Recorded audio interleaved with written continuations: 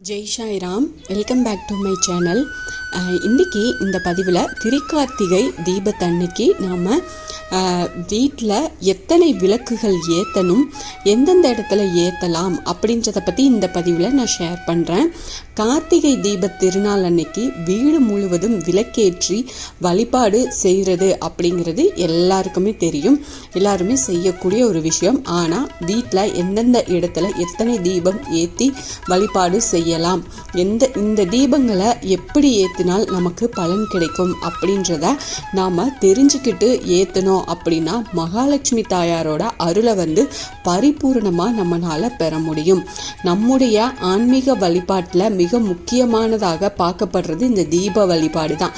முறையான பூஜை முறைகள், மந்திரங்கள் இது எல்லாமே தெரியலை அப்படின்னாலும் காலை மாலை அப்படின்னு இந்த 2 நேரத்துலையும் தீபம் ஏற்றி வச்சு அந்த தீபத்துக்கு நமஸ்காரம் செஞ்சாலே போதும். தீய சக்திகள் எல்லாமே விலகி வீட்டில் லக்ஷ்மி கடாட்சம் சித்திக்கும். அப்படியான தீபத்தை சிறப்பிக்கும் மாதம்தான் இந்த திருக்கார்த்திகை. இந்த மாதத்தில் விளக்கேற்றி வழிபாடு செய்கிறது அப்படிங்கிறது ரொம்ப விசேஷமானது. கார்த்திகை மாதம் முழுவதும் நாம் விளக்கேற்றி வழிபாடு செய்யலாம். அப்படி வழிபாடு செய்ய வாய்ப்பில்லாதவங்க குறைந்தபட்சம் 3 விளக்காவது ஏற்றி வச்சு வழிபாடு செய்கிறது அவசியம். அப்படிப்பட்ட வழிபாட்டு முறையை பற்றி நாம் இந்த பதிவில் பார்க்கலாம். இந்த பதிவை முழுசாக ஸ்கிப் பண்ணாமல் பாருங்கள், நிச்சயமாக உங்களுக்கு பயனுள்ள பதிவாக இருக்கும். அதுக்கு முன்னாடி என்னோட சேனலுக்கு தொடர்ந்து சப்போர்ட் பண்ணுங்கள், லைக் பண்ணுங்கள், ஷேர் பண்ணுங்கள், கமெண்ட் பண்ணுங்கள், மறக்காமல் சப்ஸ்கிரைப் பண்ணுங்கள், பெல் ஐக்கானை கிளிக் பண்ணுங்கள். முதல் நாள் பரணி தீபத்தன்றும், அடுத்த நாள் கார்த்திகை தீபத்தன்றும், அதுக்கு மறுநாளும் அப்படின்னு 3 நாட்கள் விளக்கேற்றணும். இந்த கார்த்திகை மாதத்தில் நம்ம வீட்டில் 27 இடங்களில் தீபங்கள் ஏற்றி வைக்கணும். அது எந்தெந்த இடங்களில் எந்தெந்த இடத்துல எத்தனை தீபங்கள் ஏற்றுறது அப்படின்றதையும் நாம் பார்க்கலாம். அதாவது தீபம் ஏற்ற வேண்டிய இடங்களும் எத்தனை தீபமும் ஏற்றணுன்றதையும் சொல்கிறேன்.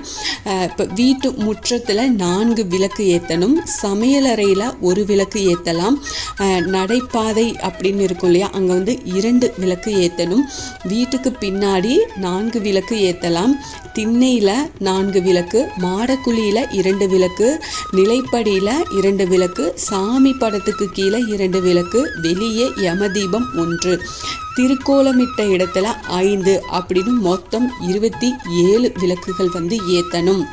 இது இப்போ தனியாக வீடு இருந்து இத்தனை இடமும் சௌகரியமாக இருக்குது அப்படிங்கிறவங்க இந்த மாதிரி ஏற்றிக்கலாம். ஆனால் நிறைய பேர் அப்பார்ட்மெண்ட்டு அந்த மாடி வீடுகளில் தான் நிறைய பேர் இருக்கிறாங்க. இதுபடி விளக்கேற்ற முடியாது இல்லையா, அதனால் உங்களுக்கு விளக்கேற்றணும் அப்படின்ற ஆசையும் இருக்கும். அதுக்கு வசதிக்கு ஏற்றா போல் நம்ம வீட்டுக்குள்ளேயும் வெளியிலையுமா 27 விளக்குகளை நாம் ஏற்றி வச்சுக்கலாம். இதனால் வீட்டில் லக்ஷ்மி கடாட்சம் எப்பயுமே நிறைஞ்சிருக்கும். குறைந்தபட்சம் 27 விளக்குகள் ஏற்றணும் அப்படின்னு சொல்கிறாங்க. இந்த 27 அப்படின்ற எண் 27 நட்சத்திரங்களை குறிக்குது. 27 வைக்க முடியாதவங்க குறைஞ்சது ஒரு 9 விளக்குகள் கட்டாயமாக ஏற்றுங்க.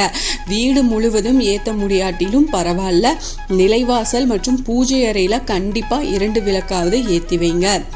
இந்த தீபம் ஏற்றுறதுக்கு பொதுவாக உகந்த நேரம் பார்த்திங்கன்னா காலையில் பிரம்ம முகூர்த்தம் அதிகாலை நேரத்தில் 4 மணிலேருந்து 6 மணிக்குள்ளேயும், மாலை நேரத்தில் 6 மணி முதல் 7 மணிக்குள்ளேயும் விளக்கேற்றி வழிபாடு செய்கிறது அப்படிங்கிறது நமக்கு நிறைய நன்மைகளை கொடுக்கும்.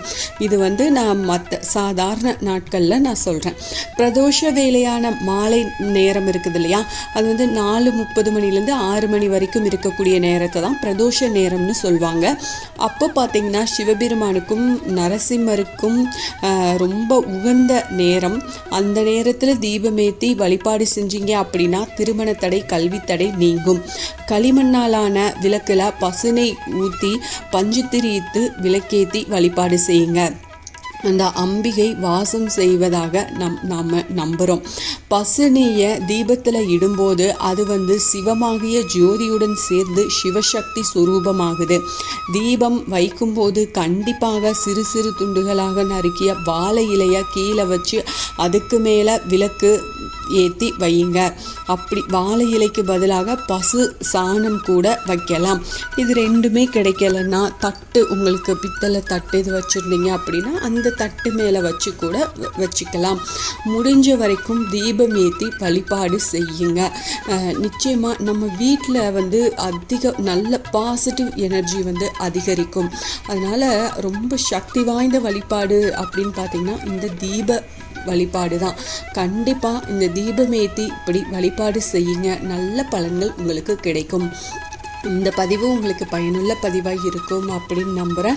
இதில் ஏதாவது சந்தேகம் இருந்தால் எனக்கு கமெண்ட்டில் கேளுங்க, நான் பதில் சொல்கிறேன். என்னோடய சேனலுக்கு தொடர்ந்து சப்போர்ட் பண்ணுங்கள், லைக் பண்ணுங்கள், ஷேர் பண்ணுங்கள், கமெண்ட் பண்ணுங்கள், மறக்காமல் சப்ஸ்கிரைப் பண்ணுங்கள், பெல் ஐக்கானை கிளிக் பண்ணுங்கள்.